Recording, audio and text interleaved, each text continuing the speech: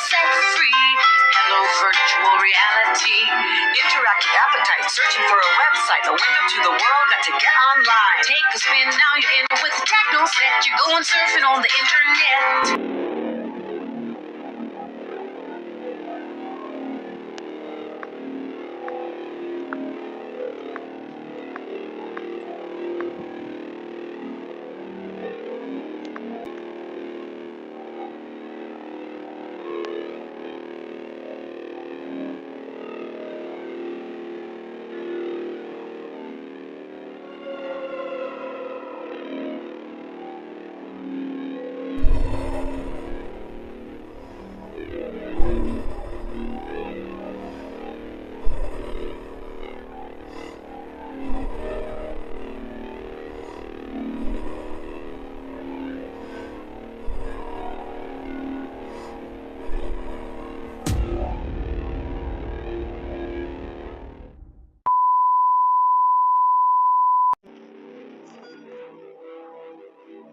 Lost media.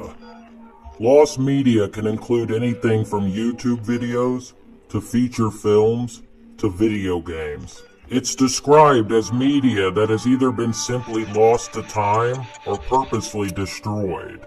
Now, why would anyone purposefully destroy media, you might ask? Well, a substantial portion of these lost recordings contain some of the darkest events in human history. And so today we're going to be taking a look at a few of the more disturbing entries into this canon. So join me as we embark upon a journey into the very darkest of lost media.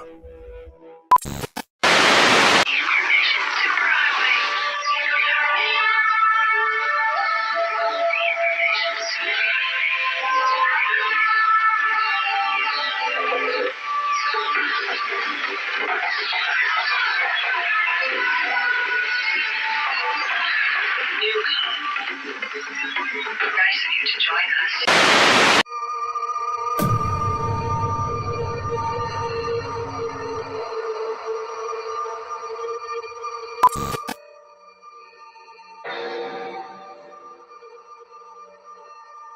Way back in the year 1928, a disaster film about Noah's Ark hit big screens around the country.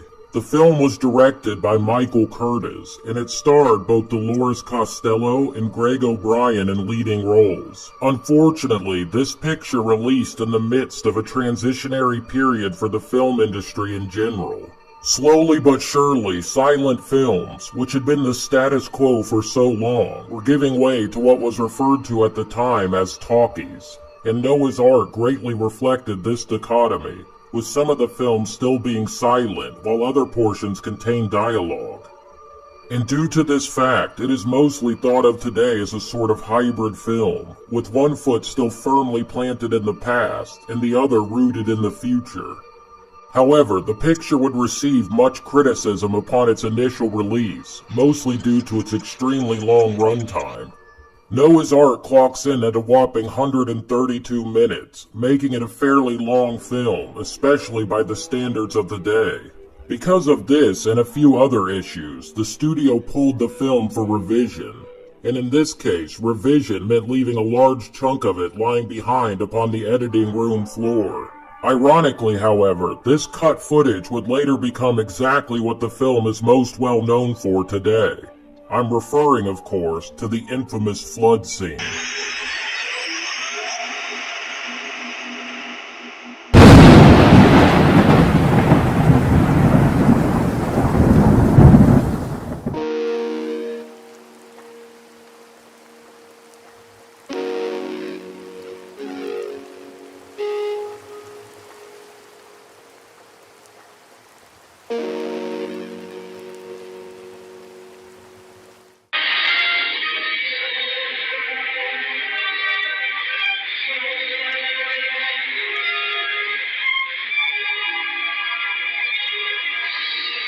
Within this scene, the audience witnessed a whole slew of actors battling their way bravely through violent waters and towards the nearby ark in a valiant effort to remain above the churning surface of the water.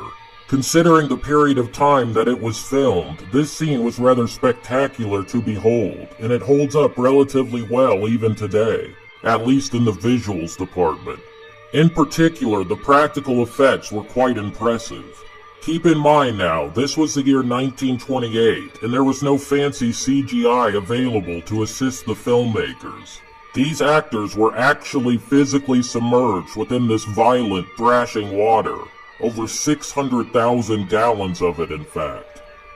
This scene is grandiose and epic in scale, being even more impressive considering they managed to pull it all off practically. The actors, especially, deserve much credit for pulling this off, and delivering quite the believable performance in such conditions. But here's the thing. Some of those actors weren't actually acting at all.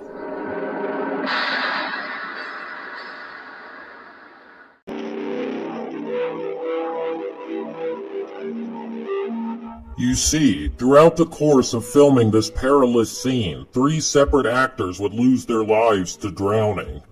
The film's extras were reportedly unaware of just how much water was actually going to be used for this one scene.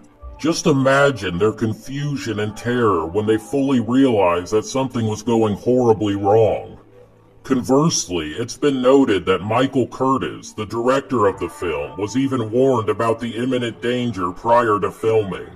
And yet the man simply shrugged this off, even going so far as to imply that the risk involved was all just part of the job. So essentially he said, "Shut up and leave me alone." Over the long years since its release, a rumor has emerged that during a much more fleshed out flood scene, you can actually see the 3 men dying on camera. However, due to the previously mentioned revisions the studio made to the film, this original version is widely believed to be forever lost to time.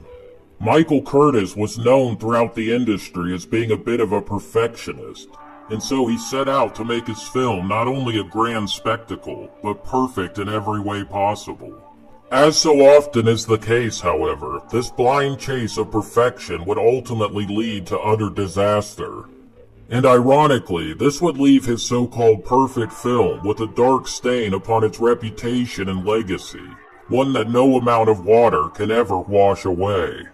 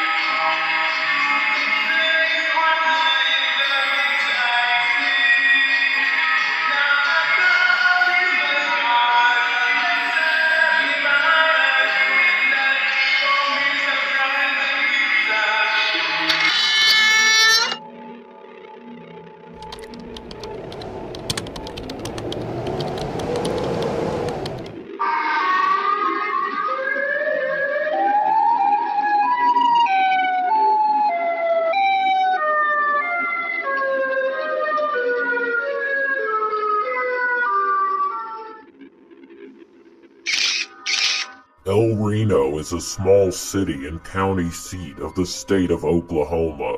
As of the year 2020, the city's population sat at around 17,000 people. The city is located in central Oklahoma, sitting about 25 miles west of downtown Oklahoma City. It's truly beautiful country out there, one of the most breathtaking vistas that the United States has to offer. But as beautiful as it is, it's also just as deadly.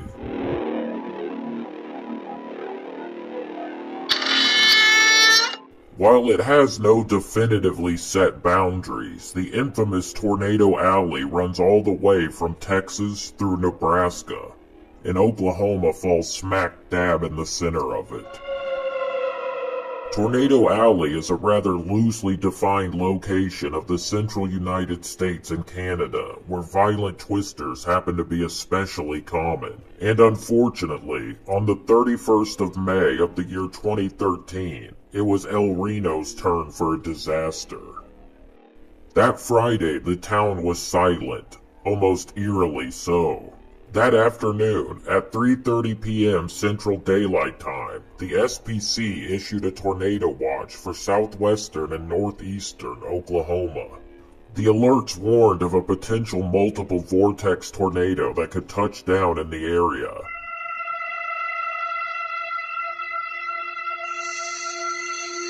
For meteorologists, this situation was practically unprecedented.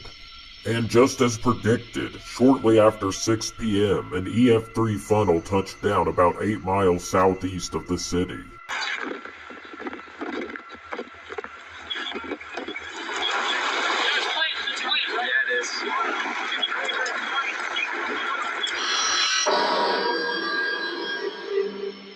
However, the monster storm wouldn't remain an EF3 for long. With each passing moment, the ravenous vortex only grew in size. Luckily though, at least for the time being, the violent storm remained mostly over open fields. However, that isn't to say that this tornado didn't wreak damage. It certainly did, and with disastrous results.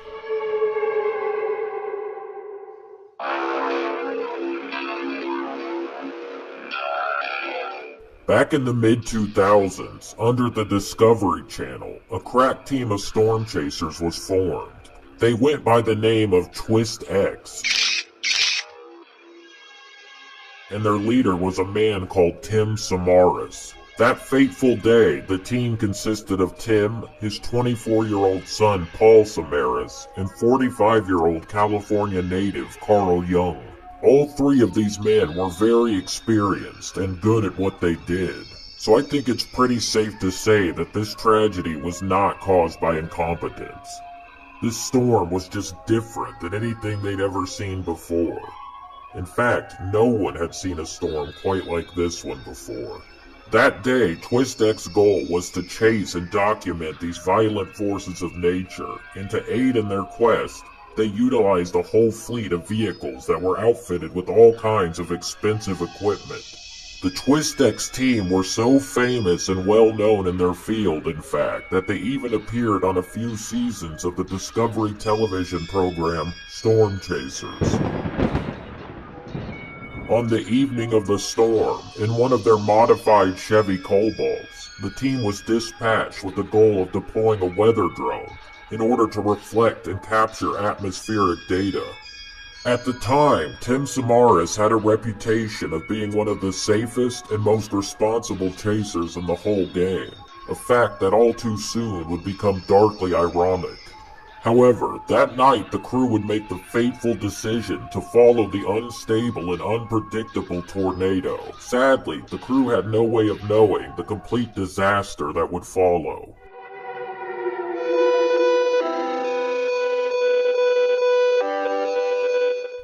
Relying upon their years and years of experience chasing storms, initially the group thought that they were in a good spot. Spoiler alert though, they weren't. In reality, they were in the worst spot possible. As the team watched on, the vortex rapidly changed its course. Gathering speed all the time, the twister grew to a monstrous size never before seen on this Earth. At its very largest, the vortex diameter reached 2.6 miles wide, making it the single largest tornado by surface area ever recorded. Oblivious to the impending danger, however, the Twistex team was still bent on accomplishing its mission, and so they approached the monster of a storm. They began their journey towards a local highway with the plan of heading south, the direction that the tornado was moving at the time. Catching the team entirely off guard though, the tornado rapidly shifted its direction. It was now headed straight for them. Over the course of the next several minutes, the team did everything in its power to get turned around and away from the beast bearing down upon them. However, before they could even really do anything at all, the storm catches up with them. The three men braced themselves as the tornado collided with their vehicle. The violent winds proceeded to lift the truck up into the air, ejecting Carl and Paul from the vehicle. Tim, however, remained trapped inside. And tragically, all 3 of these brave men would lose their lives to the storm.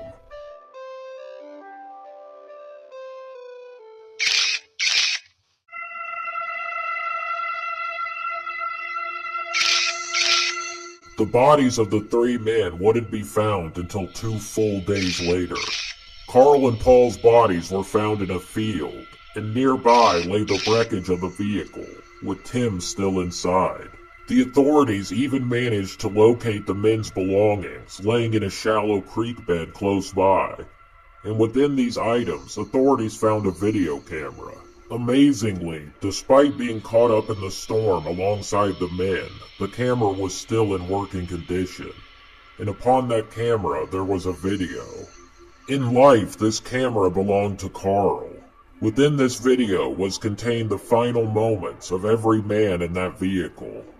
Over the years since the tragedy, only a very small handful of people have ever been granted access to this video. A close friend who viewed the video has stated on record about what some of it contained, the most haunting of which was Tim Samara's final proclamation of, quote, "We're going to die." Despite intense interest in it, this footage has never been released publicly, and I personally hope that this always remains the case. Occasionally, there is a certain arrogance to man.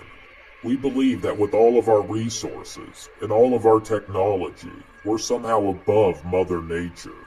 No one knew the true might of nature's fury better than the Twistex team. These were men who had bravely stared down death multiple times before, and come out the other side just fine. However, sometimes nature breaches out and reminds us of our true place in this world, often with disastrous results. So rest in peace to everyone who lost their lives in that monster of a storm.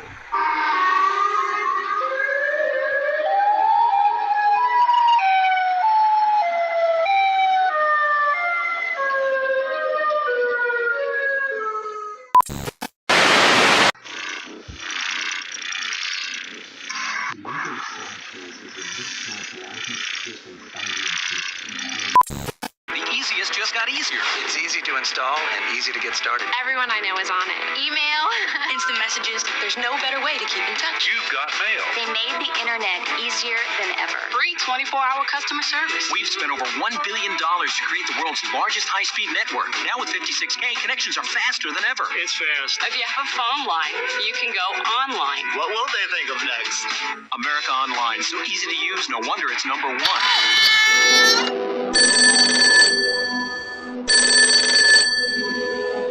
A woman receives a phone call at work. On the other end is the voice of a strange man that she doesn't recognize. 3 days prior to this phone call, the woman's boyfriend had suddenly gone missing. And now, the man on the line was claiming that he not only knew of her missing boyfriend's whereabouts, but that he could even take her to see him. In other words, this strange man wanted to meet up. He also let the woman know that her boyfriend had apparently been involved in a shooting. And so, the woman informs her employer that she must leave, and due to the circumstances, she's immediately granted permission to do so. Once outside, within the parking lot of her workplace, the woman is spotted meeting up with an older, bearded man, presumably the very same strange man from the earlier phone call. For a brief moment, the two are seen standing and conversing, before the woman then hops into the man's vehicle, and the pair of them speed off into oblivion. This woman's name was Kathleen Allen. She was only 18 years old, and this was the very last time that she was ever seen alive. Kathleen's boyfriend was a man named Michael Carroll. 3 days prior to the incident at her workplace, the young couple had been relaxing in a local motel room where they also lived full-time, before Michael suddenly stood up and declared that he had to leave. Up until this point, the young couple's day and evening had been entirely ordinary. However, at 10 p.m., Michael informed Kathleen that he had to go run an errand. To his partner's understandable questions concerning this mysterious errand, he simply assured her that he would return in the morning. And so Michael left, and Kathleen turned in for the night, comforted by all of her boyfriend's many assurances. However, as we already know, Michael never returned home the following morning, and it was his mysterious disappearance that was the catalyst which led directly to Kathleen's abduction.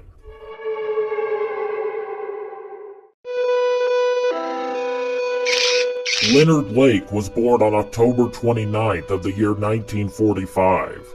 Growing up in San Francisco, California, Leonard, by all accounts, seemed like a completely ordinary kid, at least at first. Reportedly, he was a very bright boy. However, his parents divorcing when he was just 6 years old became a huge, monumentous turning point in his life. Leonard's mother would eventually remarry, and her second marriage provided the young boy with 2 new half-sisters.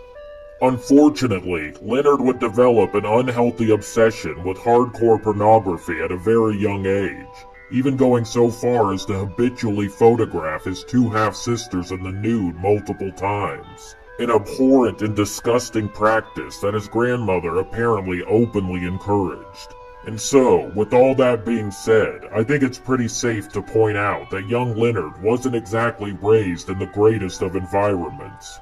Lake would also allegedly fall into the disturbing habit of killing mice by dissolving their bodies in various chemicals and acids. Later on in life, after reading John Fowles' novel The Collector in his teenage years, Leonard would become fascinated with the concept of kidnapping women and holding them captive.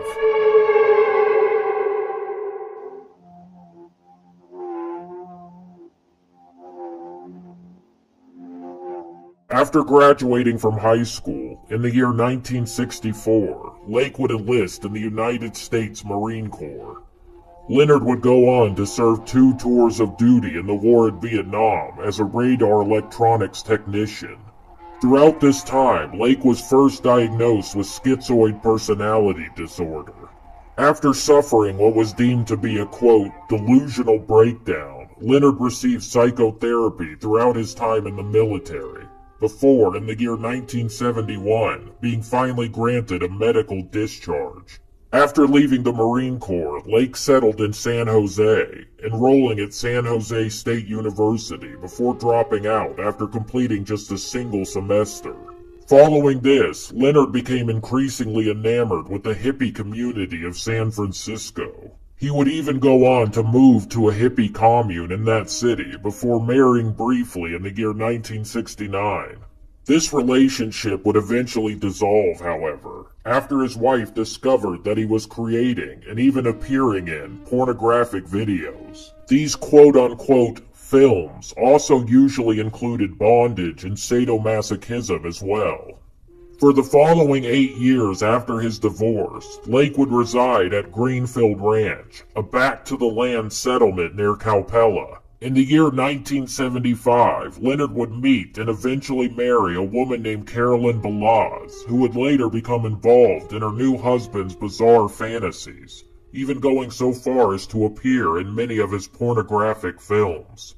Lake's growing paranoia of an impending nuclear holocaust caused him to begin construction on an underground bunker. I think it's pretty safe to say that Lake wasn't exactly in the greatest state of mind throughout this period. Lake was profoundly obsessed with being a survivalist.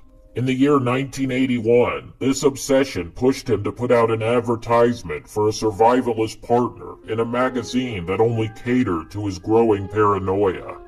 This ad would ultimately result in Lake meeting his partner in crime, Charles Ng.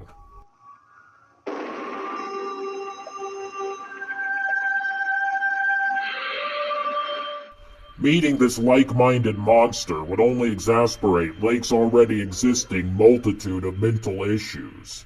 Charles was a native of Hong Kong who'd spent much of his adult life in and out of prison. Almost immediately upon meeting, the pair would begin committing crimes together, including firearm theft, which led to a brief period in prison for both men. Following their release, the pair would relocate to the little town of Wiselyville, California. It was here that Lake would begin construction on yet another underground bunker, with this one being located right next to the men's cabin. Within this bunker, Lake would begin stockpiling illegal weapons. However, this bunker would serve a much more nefarious purpose than just that. Chillingly, alongside all of his weapons, there was also video recording equipment.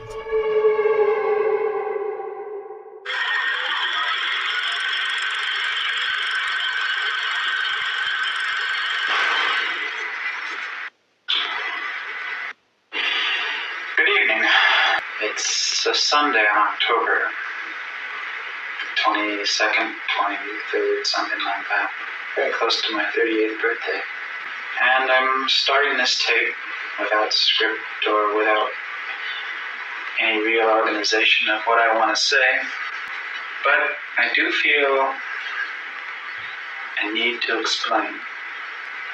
This tape, what you're hearing now, is going to be the lead-in of the various phases of construction of a building, which hopefully will be the first of a series of underground buildings. The building will be multi-purpose. It'll serve as a tool room and a storage room for a lot of valuables and miscellaneous stuff that are useful to have, but not particularly items of immediate use that should be in the house. But the main emphasis of the building, the whole justification for its expense and its effort, will be a hidden portion of it, a secret room, if we can call it that, that will house a cell, a jail cell, if you will. And the purpose of that cell, and the main purpose, hence, of the building, will be the imprisonment of a young lady who probably at this moment is unknown to me. And the room and the building and the whole ultimate series of buildings will be designed not around the cell, but ultimately around the concept of a secret, secure living place for myself and perhaps for friends. But this first phase, it would be a lie to say it was anything other than primarily emphasizing the cell. History may be bored. Posterity may care less about this tape, care less about what I have to say. To be honest, I'm not too sure who I want to show this tape to, or if I will ever show it to anyone. But for anyone that is interested, anyone who needs my justifications and my rationalizations as to why I would want to imprison and, in fact, enslave a young woman, they have only to look closely at me.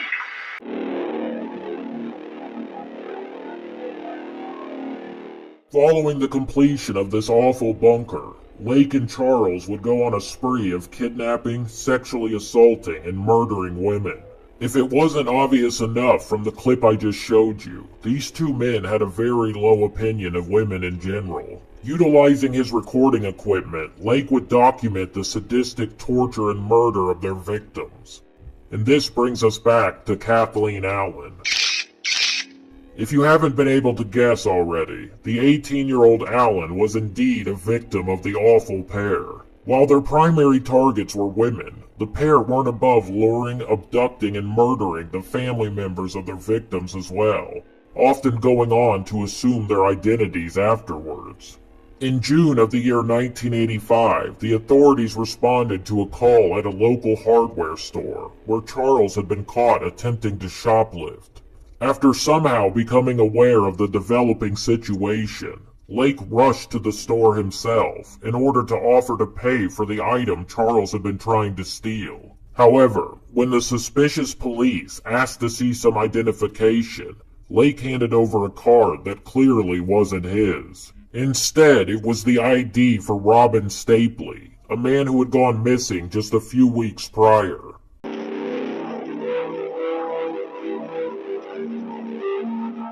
This was enough to result in the arrest of both Leonard and Charles. However, only 4 days later, while still in custody, Lake would somehow manage to ingest a handful of cyanide capsules, successfully ending his own life. Upon searching the property at the cabin, the authorities discovered numerous vehicles that belonged to missing people. They also discovered a makeshift grave near the compound. Within this grave, the authorities unearthed over 40 pounds of crushed human bone fragments, taken from what they believed to be the remains of at least 11 people. Inside the bunker, they found numerous IDs and personal belongings, alongside a whole litany of home recording VHS tapes. These tapes depicted the heinous torture and killing of their various victims. The content on those tapes was simply indescribable. Today, Charles Ng is serving a life sentence behind bars at San Quentin State Prison. Thankfully, there's absolutely no chance that he'll ever see the free world again. To this very day, the awful tapes created by the monstrous pair remain sealed away, very likely to never be released. For whatever reason, the heinous crimes of Leonard Lake and Charles Ng aren't remembered as strongly in the public consciousness as some of their peers. However, make no mistake about it, these two men were monsters, and I truly hope that the awful legacy contained on those tapes never sees the light of day.